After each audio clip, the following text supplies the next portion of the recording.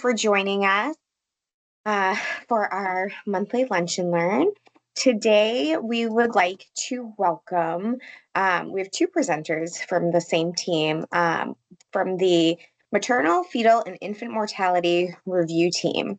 If you have any questions throughout this presentation, you can feel free to pop them in the chat.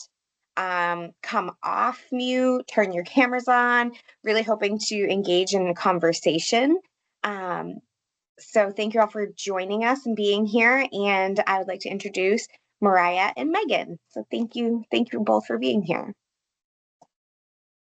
Thank you. Thanks, WIC staff.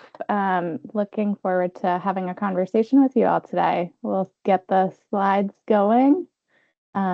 As Sam mentioned, we're part of the Maternal, Fetal, and Infant Mortality Review Panel. I am the panel coordinator based out of the Maine CDC. And Mariah is my colleague at the MMA Center for Quality Improvement, and she works primarily on the maternal case abstraction and with community outreach, which is how we're connecting with all of you today. Next slide. So purpose of meeting with all of you today is to share more about MFEMER, what it is, how it operates, and why it's important, and to provide some materials to help you as staff support the work and support your clients who might be having had experiences with loss. And to share out some relevant recommendations that we've had to really kind of move from review to action, which is our goal to prevent preventable deaths here in Maine. So MFEMER came into being in 2005 with the mission that we would have a Maine where maternal, fetal, and infant deaths that were preventable are eliminated. So the mission is to identify factors that contribute to maternal, fetal, and infant mortality, identify strengths and weaknesses within the system of care, and to make recommendations to decrease the rate of maternal, fetal, and infant mortality. And we do this, the scope of review is that we're looking at deaths of birthing persons during pregnancy and up to 1 year following pregnancy. So that postpartum period. So looking at all of those deaths, and then the majority of cases of late fetal death. So stillbirths after 28 weeks, and a majority of cases of infant death. So that's 1 breath to 1 year of life. It's a confidential process, so it's a panel of about 35 members. It's not open to the public. All the records, including medical, social service records, home interviews, which we'll talk about later, are stored securely, and only staff have access to them, and then they're deleted following these de-identified case narratives that we create. Again, it's confidential, so our members sign confidentiality agreements, and we don't discuss any pieces of the cases beyond recommendations outside of the review meetings.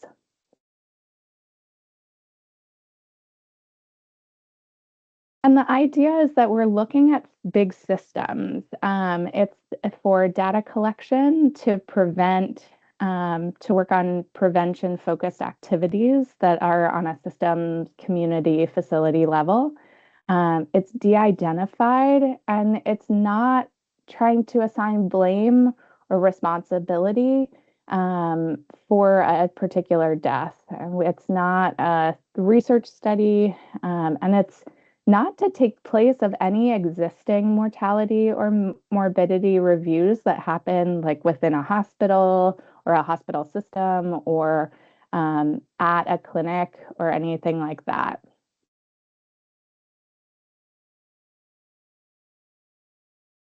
And it's all part of this ongoing quality improvement cycle. So we identify cases, they're selected, we abstract them, we review them, and then we work on this review to action through recommendations.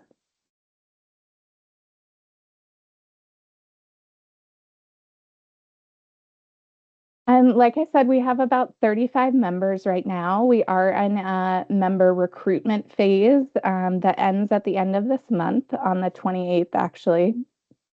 So we have this ideal membership to include a lot of different roles so that we have a lot of different perspectives, a lot of different expertise, a lot of different personal and professional experience on the panel that draws from guidance from two national organizations that help kind of shape the work that we're doing, as the panel itself is not unique to Maine. There are unique aspects, but this is the list of ideal panel membership, and we have the majority of those represented currently on our panel through our 35 members, but are always looking to expand. So why is this important? We'll look at it nationally first. So for some context, every death in this period, pregnancy, postpartum, stillbirth, and infant, is a tragedy.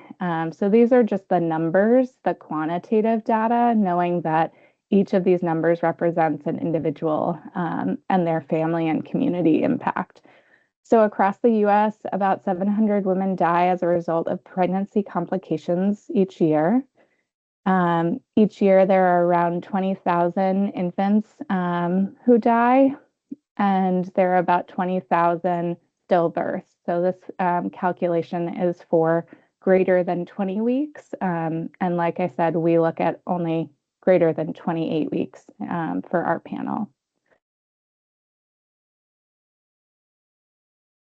And then in terms of pregnancy-related deaths, what we know is that the majority are happening postpartum. So they're not oftentimes during pregnancy or because of a delivery issue.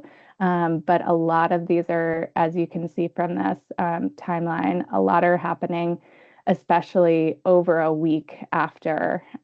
So that's a lot of what we're seeing in Maine as well.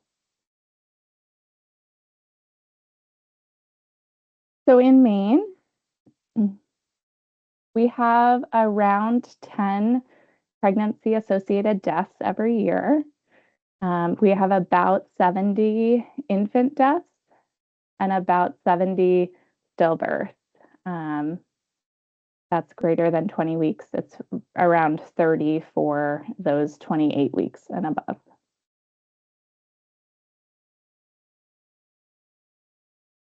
And so we have on our website, this is a QR code to our website and some more data if you're interested in the data. These are publications through our epidemiology team that's part of our panel. Fleur and Andrea, who are at the Maine CDC and USM, they created these beautiful graphics that really tell the story of what's happening for pregnancy associated deaths, and then fetal mortality and infant mortality. And again, those are on our website. We'll send links with Sam in the follow-up email. And just to note, these are 2021 and 2022. As you'll see. And so we are looking to update these. There'll be 2023 for the fetal and infant mortality.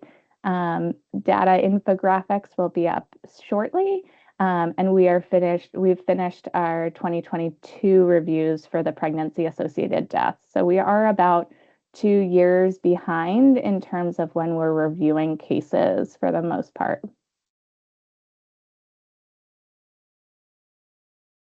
We've also tried to look at our data with a lens towards story. And so we have this new perinatal mental health report up on our website too that pulls up from a number of different data sources, but MAFEMR talks, this is an aggregate story, so a bunch of different stories brought together as an example of how somebody would be navigating through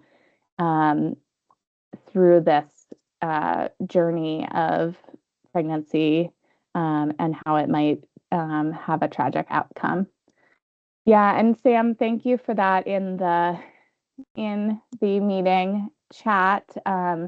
We do, as is the nature of our work, maternal, fetal, and infant mortality is not something we often talk about as a society, and can be, knowing that it's a really sensitive topic, and knowing that there are so many of us that are touched in different ways by this issue. These issues are very sensitive, and so all of what we do is oftentimes very content warning specific. So if there's a way to put that in on the email going out to everyone, Sam, or with the link to this video recording, that would be great. Do that. Thank you. And please, with that, do take care of yourself after this. If you need time to step away, you're welcome to during this meeting or later, and we're available to talk too.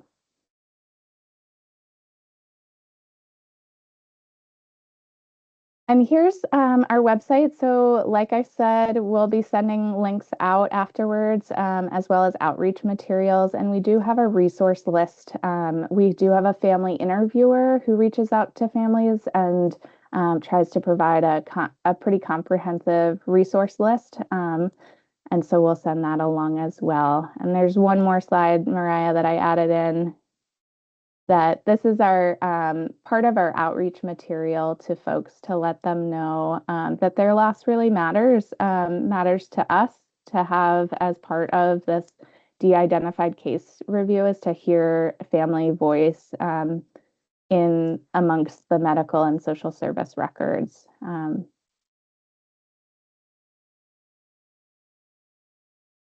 Oh, thanks, Melissa. I'm glad that was useful to you. Melissa shared that there's the bereavement resource list on our website, and shared with a client or a participant last week, or this week. So thank you so much for sharing that. We love to hear that it's useful.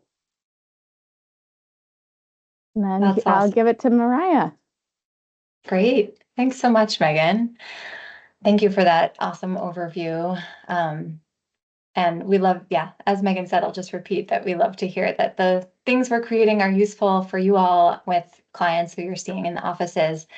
And part of our goal as a program is to be letting people know that we're out here, because I think a lot of people aren't aware that we exist, and that if there are resources that would be useful to you in your work, one of our goals is to make our resources as useful as possible to those of you doing the work on the ground, and if you have any feedback on anything as well, we're always grateful for feedback from those resources. So we wanted to give a little overview here as well for all of you of how we see the intersection between the work of WIC and our work on the MAFEMR panel. As Megan mentioned, one of our big undertakings in the last several years is invigorating and reinvigorating a family interview program. So the goal, as she mentioned, is to outreach to families who've experienced loss, whether that's a loss of a loved one on the maternal end or a baby. And we hired a social worker to kind of help us with that process, to do that outreach and to have those sensitive conversations. And we realized that those of you at the WIC offices are often incredibly trusted resources for birthing people across the state of Maine, and wanted to create a stronger alliance here so that you all know what we're up to, and that when you come up against a family who's experienced a loss of some variety, that you have a resource in us, and that you know kind of what our typical process is so that you can help navigate that with anybody who you're working with.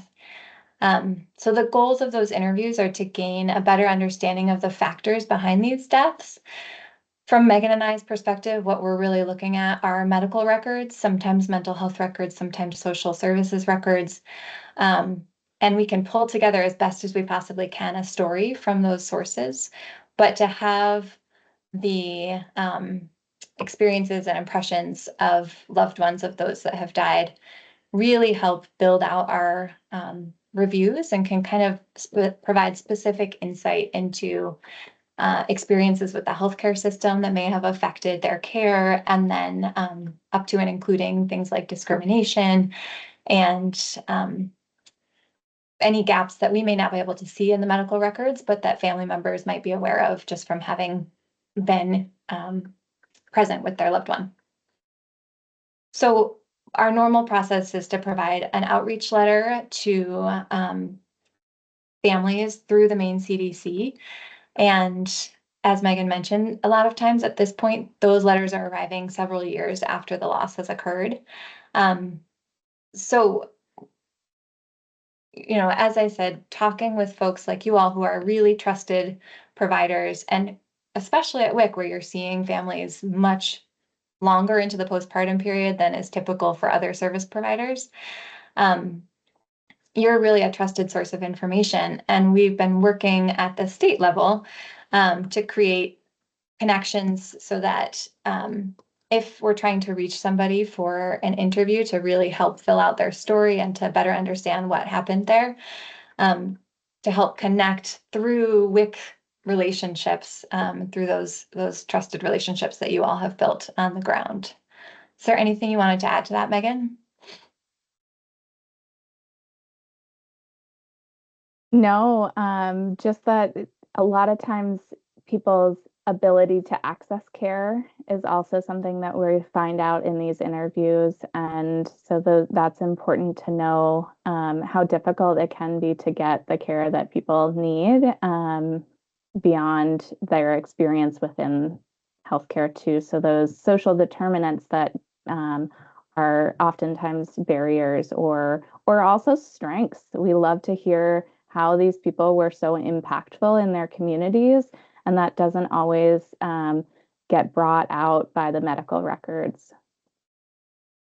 Yes, great point. Thank you for that. So once we have gathered these stories and the medical records and everything, the charge of our panel is to come up with recommendations that'll make a difference. That's the whole point, is we want to witness these stories, but really use that to make change so that nobody else has to go through that ever again. So over the past 18 months, we've been working as a panel to create these recommendations and to make them as impactful as possible. And at the end of that 18-month period, our panel got together and went through all of these recommendations and discovered several that were sort of our prioritized recommendations. And those are what we're sharing here today, as well as some additional ones that might be most relevant for you all at WIC. They're a little bit wordy, but I think it's important to kind of for you all to see what has come out of some of those reviews, and know that there's a lot of intersection with your work and some of the recommendations that the panel is making. So the themes, there was a cross-cutting recommendation surrounding stigma, which is certainly something that we're seeing a lot in our reviews. And then mental health and substance use and cultural and linguistic support were the top three topics that the panel felt strongly about.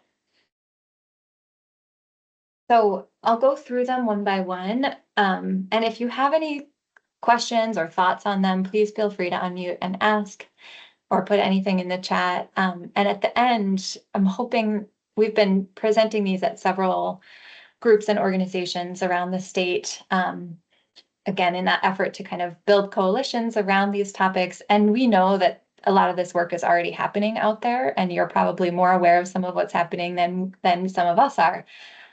So really trying to gather that and use what's already been being built and bring that out so that we can build off each other's work. So the panel had this recommendation around combating stigma within the healthcare system. And it really talked about taking a multifaceted approach to that. So not just training for staff, but also feedback and reporting mechanisms, and having patient advisory councils that include people with lived experience, so that in the decision-making process, there are those who are most affected being included. Having new policies that help reduce stigma, and then the big goal of the long-term cultural shift as part of our new and ongoing quality improvement methods, where stigma prevention is really at the forefront. And with regard to the mental health recommendations, so the big three that the panel felt strongly about were really making sure that we have universal mental health screening. And I know you guys at WIC are champions with that. So really appreciate your work in doing that. Kind of feels like the more conversations we can have about mental health, the better.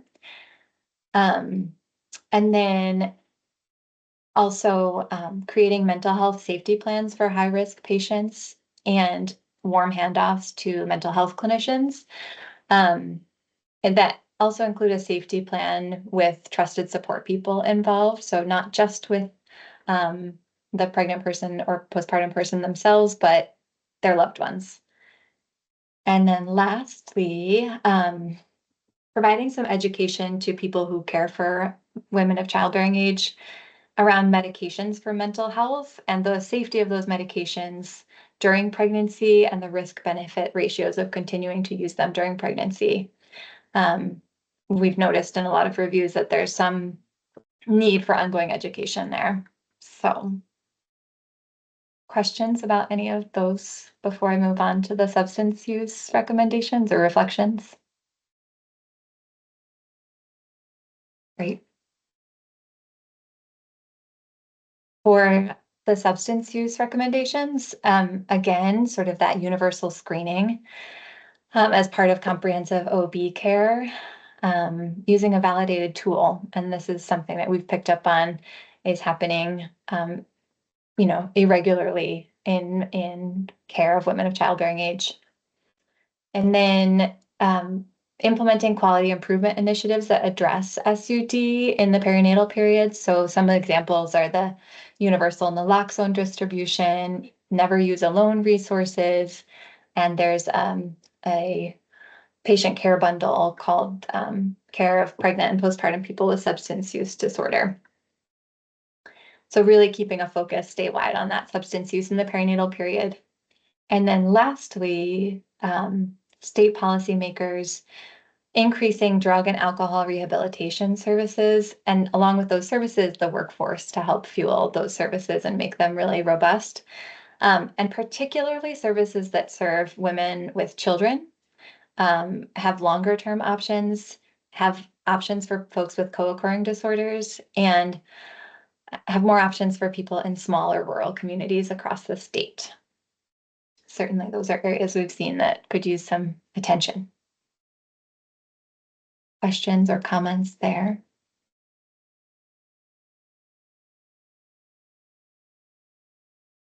Right. And then with regard to cultural and linguistic support, so looking to create a statewide peer support, peer navigator, cultural broker program for birthing and postpartum people, to really help with the navigation of our increasingly complex healthcare and legal systems, particularly for those who are new to Maine or to the country in general. And then with regard to having culturally linguistically appropriate services, particularly with the mental health services, helping create infrastructure that is immediately or urgently available in cases of emergency, and that is really appropriate for the individual woman, whether that's through language access or through kind of having a shared understanding of mental health and how we culturally talk about it. Some additional recommendations here. These were not part of the prioritized ones, but these felt relevant to bring to this group. So making sure that we have access to in-person interpretation services as often as possible, but particularly during emotionally sensitive discussions. And of course, you can imagine in our work, there's a lot of emotionally sensitive conversations when it comes to loss. And really making sure that we have that focus on having adequate services in place for interpretation. And then creating stronger links between ethnic community-based organizations and increasing funding for those organizations who are helping make those links to government resources for financial, housing, and transportation assistance. As Megan mentioned, to really help with those social determinants of health. And then lastly, having referrals to social workers and any immigrant support organizations, particularly in the emergency rooms or in postpartum care. So again, for those emotional support, financial support, and healthcare navigation services. And then a few additional recommendations that had to do with support groups and social determinants of health. Again, felt relevant to the work of you all in WIC, who are seeing folks much longer in the postpartum period and earlier in the prenatal period than many other service providers. So increasing the centering pregnancy model, which if you haven't heard of centering pregnancy, it's a peer support and peer care model for during pregnancy and the postpartum period. And then supporting new parent groups and advertise existing groups, knowing that having community and having support from people who are going through similar experiences you is really vital to well-being. And lastly, health systems working to expand those pilots to temporary housing and housing in hotels to provide that prenatal and postpartum care with in-person interpretation services. So I'm gonna just switch my view here real quick and go through some of those. I guess first I'd like to open it up to the group to see if those topics and those recommendations felt relevant and reflective to the work that you all are doing through WIC. Is there anything that stood out to you that felt particularly like, yep, we see that all the time?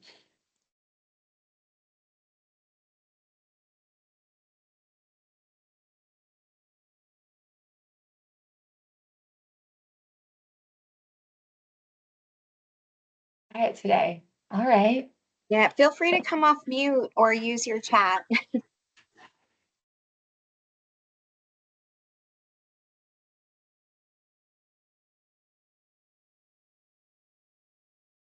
Well, please, yeah, feel free to chime in. I think part of what we're hoping with this group too today is, as I said, we've presented to a few other groups and gotten some feedback, but wanting to know if there's work that you all are aware of that's already happening around these topics. Again, so that instead of reinventing the wheel, we can help kind of support what's already happening or expand what's already happening. So I just repeated some of those recommendations, particularly the ones around cultural and linguistic support. And see, Jill, I see you wrote in the chat, is the peer group statewide for all women that have given birth, not just immigrants? Yeah, the peer support groups that you were talking about in terms of, here, let me back up. The new parent support groups, is that the one you're talking about, Jill?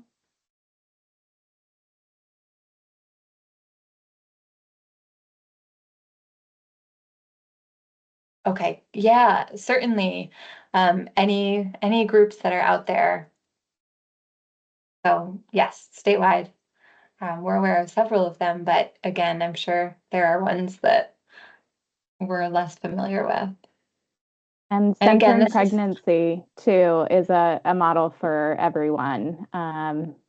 usually grouped around the time that you're expected to deliver.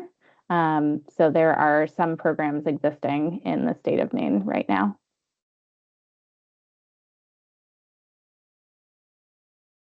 Great, great. Thanks, Jill, for the question. Let's see, Maria. She just found out through her OB office that Acceleron or Main Care can pay for blood pressure monitors. That's awesome. That's such a big, and certainly, you know, having our list of recommendations, there's 98 of them, so there are certainly ones having to do with hypertension, and that sounds super important for that. And I will definitely be keeping track of anything in the comments here. So thank you, Maria, for that. Yeah. Awesome. So, wondering specifically if folks are aware of any existing work that's happening either through WIC or elsewhere, in terms of peer navigators, to really help in this particular period of healthcare need, the in-person interpreter services, or funding for ethnic community-based organizations and social workers, etc.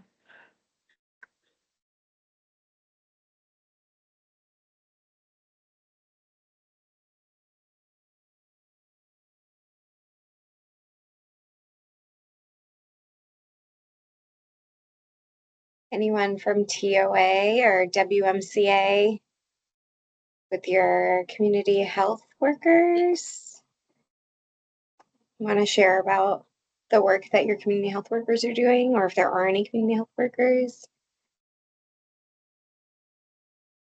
They're we have staff that are multilingual that are within our clinics, so that they can do in-person translated appointments for our English language learners, or people who English is not their first language. And I think it just to build that relationship and peer-to-peer support. And that's just for all of WIC. So I think that from what I've seen in notes, actually, if we're doing chart reviews for you, these community health workers work with the same participants over and over again, which really establishes rapport and relationship, as we had discussed before.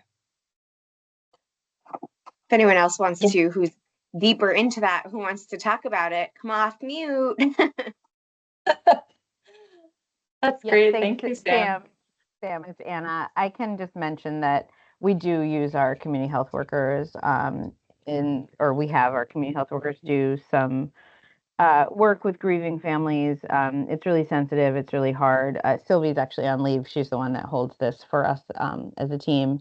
Otherwise, I would have her report out. But it's pretty intense, and she will travel to a family's home after they've experienced a loss, and she'll sit with the family. So she has a lot of information to share. She is out on leave, but when she and the MFEMER team knows about Sylvie, and they've connected in the past. So we've definitely are in communication around that. But it is something that we're always sort of seeking more opportunities for community health workers to get professional development on, so that we're not sending them into situations in which they don't really have the proper trauma-informed care practice framework to be doing the work. So we sort of jumped in a little prematurely and then backed out a little bit, and now we're like going in a little more mindfully. But it is happening. So thanks for mentioning it, Sam. That's great. Thanks, Anna. Yes, particularly the opportunities for professional development. That's wonderful and helpful as an area of need. And let's see, I see Melissa mention community health workers in York County, which is incredible. Yeah, I think in a lot of ways you guys are leaders in this area.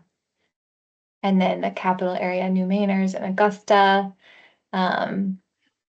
One case manager has worked with as a real great advocate for some of the families. That's awesome. I will include that link as well.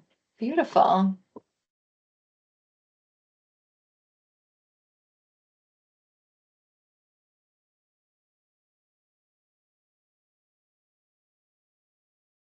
Perfect. Thanks, everybody. And I can switch over quick as well to some of the additional recommendations about, so this is the culturally linguistically appropriate mental health services and making those connections with warm handoffs. And then increasing peer support through centering pregnancy and those new parent support groups. So this list came from a prior presentation with community health workers. And then lastly, sort of expanding that outreach service to hotels. So again, if there are any specific resources that folks are aware of from your perspectives in your WIC offices, we'd love to hear about it. Do we have anyone on from MFP? They've been doing a pilot program for mental health services that That's Maine Family Planning, MFP? Is that what you're saying? Yeah, and I don't think I see anybody on here. But they're doing a pilot program for rural communities to connect, and I'm not doing it justice, but it's to connect their families. They offer free screenings to be able to get prenatal and postpartum mental health support. And when they fill out this survey, they can do it right inside the clinic, or they can do it.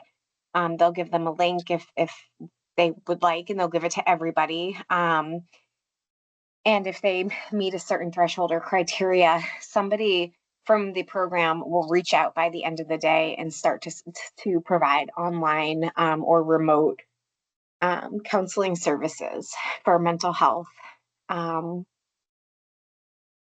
Things. Yeah. I wish somebody was on here because it's a really cool program. Is this the Mama app? Is that what you're talking about? Yes. Yeah. Yes. At Maine Families. Yes. Yes. Yes. Yes. Okay. Great. Perfect. Something like that. Awesome. Great. Well, thank you all for your input here. I can also, if there are other thoughts that you wanted to pass along, please feel free to do so. Megan, was there anything you wanted to add from that portion? No, I think we're good there. Appreciate it. We're always looking if you think, processing time is important. So if you're like trying to think on the fly and down the road you think of anything else, Sam has our contact, and we're happy to talk more. Great. Great.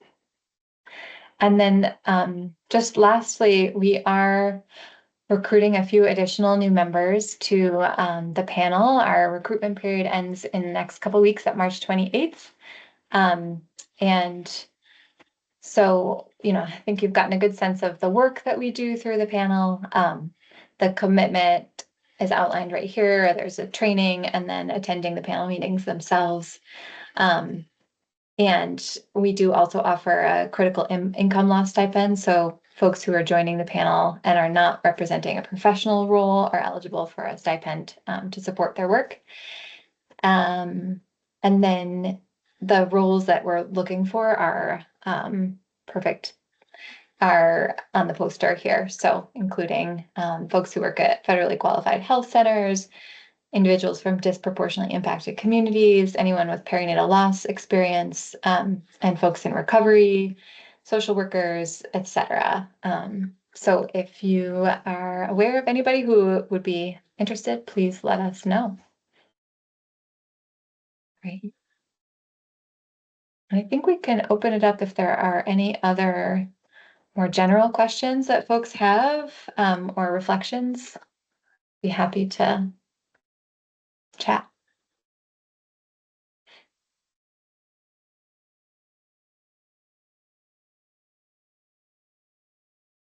Melissa, you can go ahead and come off mute. Thanks. Hi. Thank you for the work that you do. Often when I'm meeting with a new pregnant participant, well, not often, it happens every time, we have to ask about pregnancy history. So naturally that comes with a lot of things like, nope, I've never been pregnant, or I've had 4 miscarriages. Sometimes I feel like I struggle with language in terms of like, I want to create space and be respectful of the loss. Like, oh, I'm sorry that, right. It's so common for, and sometimes people are very quick to shrug it off, but sometimes I feel kind of awkward, just like, oh, well, let's talk about drug use. Or are you taking a multivitamin? Asked after asking about pregnancy history because we have to collect it. So I just wanted to see if you have any suggestions. I was looking through the bereavement resources and saw that there was some language in there, and I was like, oh, of like what to say, what not to say, and I've definitely, avoided the not to say, but I just want to make sure that I'm coming at it from a very gentle and respectful place.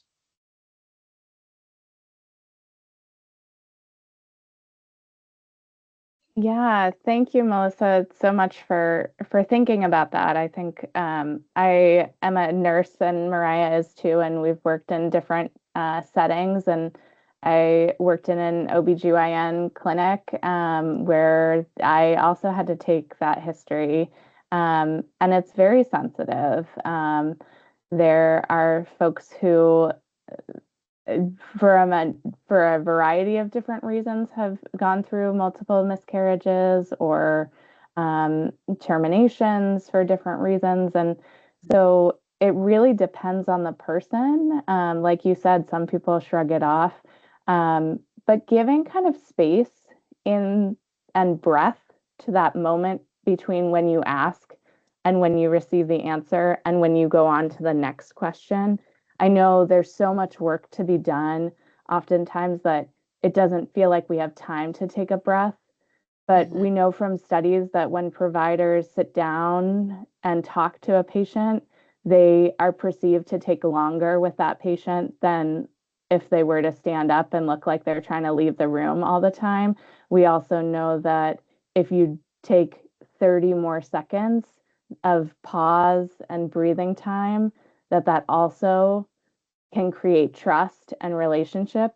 So just giving space and saying, I'm so sorry that happened to you can go a long way in terms of that humanity in that moment. And that would be a start. And then there's plenty of different bereavement trainings that are available, like Anna said, in terms of trauma-informed care and bereavement. It is a very specialized area, so I don't want to give exact, guidance on that as I'm not a bereavement professional. But I would say in terms of just connecting human to human, those were things that I've found helpful in my time working in that space, as well as I worked in hospice prior. Yeah, and sometimes I'll just, yes, I'll say I'm sorry. You had to, for your loss, and then I'll sometimes wrap it up with thank you for sharing that with me, or yeah, because it's really important for people to be able to tell their stories, I think. Beautiful. Yeah, that phrasing is it, and it is their story, right? That's their lived experience. And when we don't acknowledge that it happened or that they they have a story, then that's taking away something from their experience as well. So beautiful phrasing. Thanks. And I'll just add to that too, Melissa, to say that I think you're not alone in, not knowing how to have, whether it's a loss conversation or a conversation around mental health or substance use. These are all, I think, part of the reason why those top recommendations that we have are about universal screening. is because a lot of people have a hard time knowing how to have those conversations and how to do it, as Megan said, in sort of a really human way. So, I think it's one thing to say, like, we should all be screening, and you're clearly working hard to do it. And it's another thing to know how to do that screening. And that's such an important point. And I think you're not alone in that it is hard to do that and to do it well and to feel comfortable.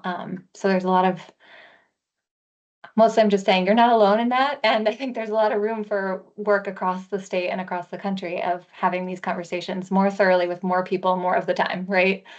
Yes, yes. And just in our culture and our society, we're not great about talking about loss in general, which is why it's really awesome that you guys are doing this work.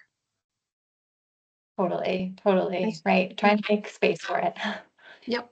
I did want to say too, something that I've noticed just in observations at clinics is that we are sometimes, it's not, I think, beyond the wording, the body language and how you're interacting with the participant in that moment. Because I know, like you said, we're trying to get participants in and out and trying to stay on their schedule and our schedule, and just taking the moment maybe when we get to that question to, because our heads are down, people are typing as they're talking, and then all of a sudden they tell you that, and it's like the record and the record screeches to a halt, and it kind of makes it more of an uncomfortable situation than it already is. So maybe taking a time before that to take a breath and pause, and then have the conversation where you're showing that there's undivided attention, and then doing your notes after the fact, which I know is not the easiest, but just something else that we could possibly think about or try to incorporate into our counseling techniques. Yeah. And I love, Melissa, that you mentioned culturally, like, it's hard for us to talk about it. And sometimes I think that can be a helpful talking point too, just to be like, I know this is not something we often talk about, and we're not super comfortable with in general. And just to name that can be helpful as well. So I see, Jill, you had a comment about how can we prevent maternal mortality? Yes, that is the question of the hour. I think that's, why we're doing the work that we are doing. And those recommendations that, we presented on today are sort of one of our best ways of answering that question here in the state is doing the work that we're doing, really trying to define what is happening for maternal mortality across the state. The reason panels like ours is important is because without our level of detail and interdisciplinary approach to the deaths, mostly we're looking at statistics that are coming from death certificates statewide, which just they give you a cause of death, but they don't dive into the story that happened that led up to that particular moment of the death. So when we review these unfortunate deaths, coming up with those recommendations and kind of prioritizing them at the end of the year gives us that opportunity to think about, what can we do? And it's a great question. It's a really hard question to answer. And like I said, I think those recommendations and the priorities have been our best effort over the last 18 months to answer that question. And I know shortly our annual report will kind of come out that outlines some of what we've been up to for the last 18 months. And Megan, I don't know if you want to speak a little more to that piece as well. In terms of the annual report coming out, it sounds like we're waiting for it. So I will send that up the channel to try and get it to come out faster. It's going through the process, but it is an annual report that's sent to the legislature, where the hope is that there is some power behind it to influence policy and things that really support families during this important time. So supporting families, especially postpartum, as we showed, the majority of deaths are happening in the postpartum period for maternal mortality. So getting that support, whether that's paid family medical leave or and other supports. Our postpartum time period in terms of you get all this prenatal care, or the idea is there's a lot of prenatal care visits, but there may only be one postpartum care visit as part of somebody's care. It's fortunate in Maine that Medicaid Maine Care has extended through postpartum to up to 1 year, so that we do have some bigger policy system pieces that are coming into play that should help, but it's a big question. Yeah, and I think our hope is in kind of sharing the work that we're doing more frequently and more broadly is that we know every day you guys all come up against these systems issues that just make it really hard to care for people well. And hoping that these recommendations will be extra tools in your tool belt to advocate for the services that you need, whether that's at the state level or organizationally or however it's most useful for you. So if there's anything you can draw from our recommendations to help support grant writing and that sort of thing, that is an additional goal of ours. I think from the WIC side, on a very basic level, Jill, something that we can do across the board for this is, you guys are gonna hate me for saying this, but diligence in our notes and our record keeping, because I get requests for records and data, and I go into the records and I take screenshots, I fill out forms, I try to help to paint that picture when they're reviewing these materials. And the more detail that we can provide, not only for each other if somebody's absent, like, or if they switch clinics, so that we have continuity of care within the WIC system, but having those detailed notes and really painting the picture of the participant's story in our records is going to be helpful. And that's something that we can start doing right now.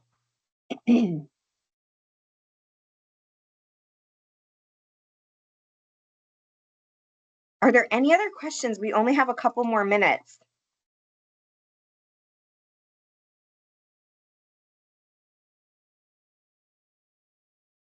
Great.